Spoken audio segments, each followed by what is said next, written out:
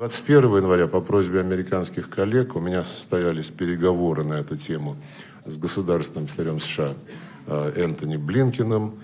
Он заверил, и мы надеемся, что эти заверения будут реализованы, передать нам уже на этой неделе письменные, постатейные ответы с разъяснениями позиции США по нашим конкретным требованиям. И в зависимости от содержания этого ответа, который, повторю еще раз, ожидается на этой неделе, мы будем готовить совместно с нашими коллегами из других ведомств предложение президенту о дальнейших шагах. Замотать наши проекты в бесконечных дискуссиях, а такая линия отчетливо просматривается. Last week in Geneva, Russian Foreign Minister Lavrov and I met to discuss the crisis instigated by Russia's military buildup on Ukraine's borders and steps to de-escalate tensions and pursue diplomacy. Russia had previously outlined its concerns and proposals in writing, and last week I told Foreign Minister Lavrov that the United States would do the same. Today, Ambassador Sullivan delivered our written response in Moscow. All told, it sets out a serious diplomatic path forward, should Russia choose it. The document we've delivered includes concerns of the United States and our allies and partners about Russia's actions that undermine security, a principled and pragmatic evaluation of the concerns that Russia has raised, and our own proposals for areas where we may be able to find common ground. We make clear that there are core principles that we are committed to uphold and defend, including Ukraine's sovereignty and territorial integrity, and the right of states to choose their own security arrangements and alliances. We've addressed the possibility of reciprocal transparency measures regarding force posture in Ukraine, as well as measures to increase confidence regarding military exercises and maneuvers in Europe. And we address other areas where we see potential for progress, including arms control related to missiles in Europe, our interest in a follow-on agreement to the New START treaty that covers all nuclear weapons, and ways to increase transparency and stability. We put these ideas forward because they have the potential, if negotiated in good faith, to enhance our security and that of our allies and partners, while also addressing Russia's stated concerns through reciprocal commitments. Our response to Russia reflects what I said in Kyiv, Berlin, and Geneva last week.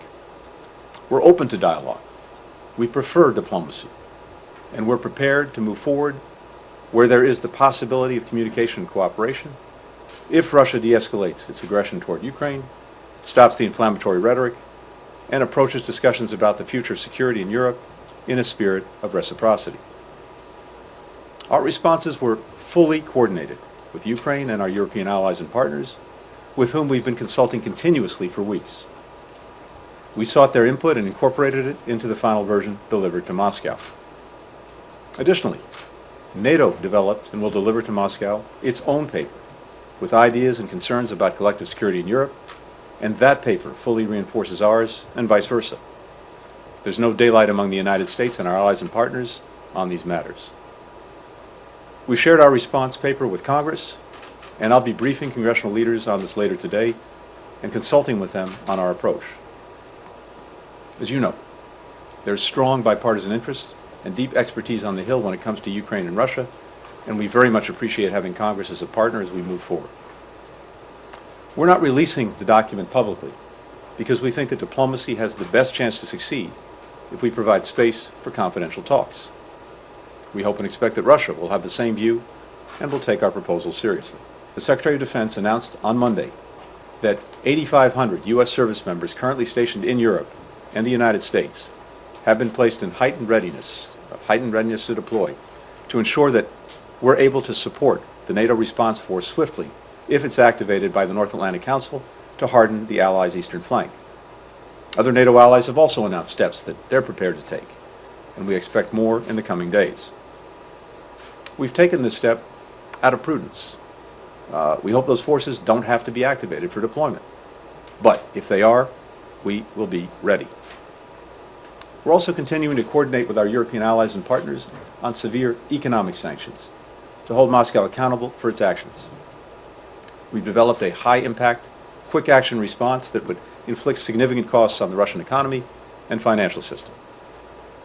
As part of our response, we're also prepared to impose export controls that will have a longer-term effect. denying Russia products that it needs to fulfill its strategic ambitions. On top of all of that, our allies and partners are also stepping up to provide assistance to Ukraine in various and mutually reinforcing ways. It remains up to Russia to decide how to respond. We're ready either way.